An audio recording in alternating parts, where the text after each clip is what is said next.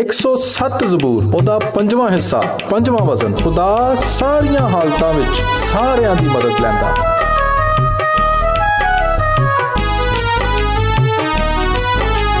ਵਗਦੀਆਂ ਨਹਿਰਾਂ ਨੂੰ ਯਹੋਵਾ ਜੰਗਲ ਸਾਫ਼ ਬਣਾਉਂਦਾ ਹੈ।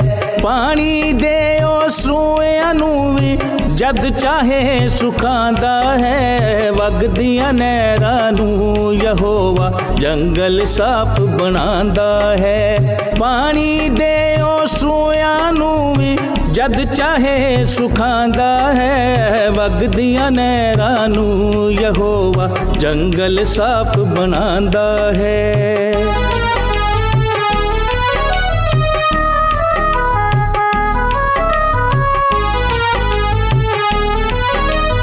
ਉਹ ਜ਼ਮੀਨ ਬਣਾਉਂਦਾ ਬੰਜਰ ਜੋ ਸੀ ਪਹਿਲਾਂ ਮੇਵੇਦਾਰ, ਕਿਉਂਕਿ ਉਸ ਵਿੱਚ ਪਾਪੀ ਰਹਿੰਦੇ ਬਦੀ ਕਰਦੇ ਹੈਨ ਬਦਕਾਰ।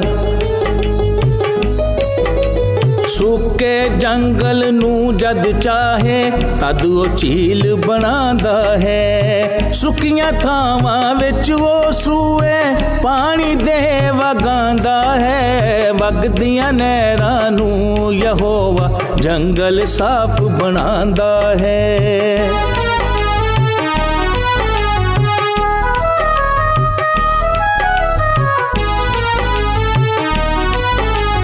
ਭੁੱਖਿਆਂ ਤੇ ਲਾਚਾਰਾਂ ਨੂੰ ਉੱਥੇ ਆਪ ਵਸਾਉਂਦਾ ਹੈ। ਉਹਨਾਂ ਕੋਲੋਂ ਰਹਿਣ ਦੇ ਲਈ ਸ਼ਹਿਰ ਤਿਆਰ ਕਰਾਂਦਾ ਹੈ।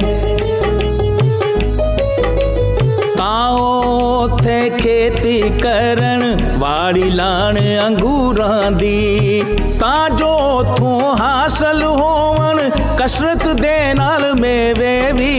ਵਗਦੀਆਂ ਨਹਿਰਾਂ ਨੂੰ ਯਹੋਵਾ ਜੰਗਲ ਸਾਫ਼ ਬਣਾਉਂਦਾ ਹੈ।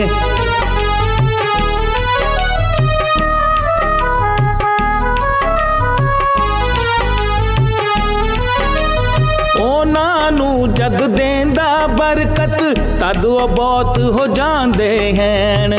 ਡੰਗਰ ਚੋਖਰ ਉਹਨਾਂ ਦੇ ਤਦ ਕੁਝ ਨਾ ਖੱਟਣੇ ਪਾਉਂਦੇ ਹਨ।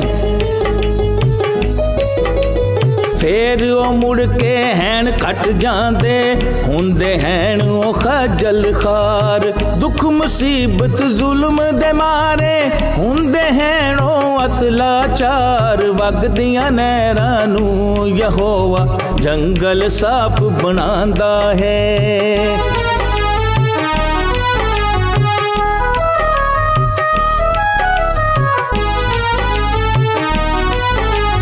ਕਰਦਾ ਹੈ ਅਮੀਰਾਂ ਨੂੰ ਉਹ ਖਜਲ ਖਾਰ ਤੇ ਬੇਸਾਮਾਨ। ਪੁੱਲੇ ਪਟਕੇ ਫਿਰਦੇ ਰਹਿੰਦੇ ਜੰਗਲ ਜੰਗਲ ਬਿਆਬਾਨ।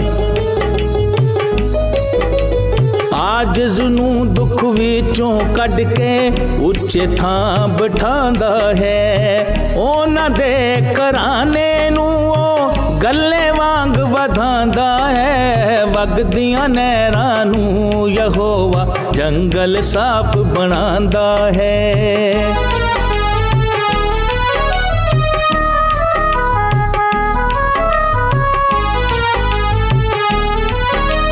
ਸਾਧਕ ਲੋਕੇ ਸਾਲ ਨੂੰ ਵੇਖ ਕੇ ਖੁਸ਼ੀਆਂ ਬਹੁਤ ਮਨਾਵਣਗੇ, ਪਰ ਬਦਕਾਰ ਸ਼ਰੀਰਾਂ ਦੇ ਮੂੰਹ ਤਦੋਂ ਬੰਦ ਹੋ ਜਾਵਣਗੇ।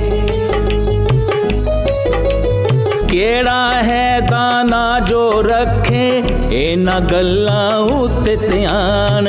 ਤਾਂ ਯਹੋਵਾ ਦੀ ਉਹ ਸਮਝਣ ਮੇਰੇ ਤੇ ਰਹਿਮਤ ਬੇਪਿਆਨ। ਵਗਦੀਆਂ ਨਹਿਰਾਂ ਨੂੰ ਯਹੋਵਾ ਜੰਗਲ ਸਾਫ਼ ਬਣਾਉਂਦਾ ਹੈ।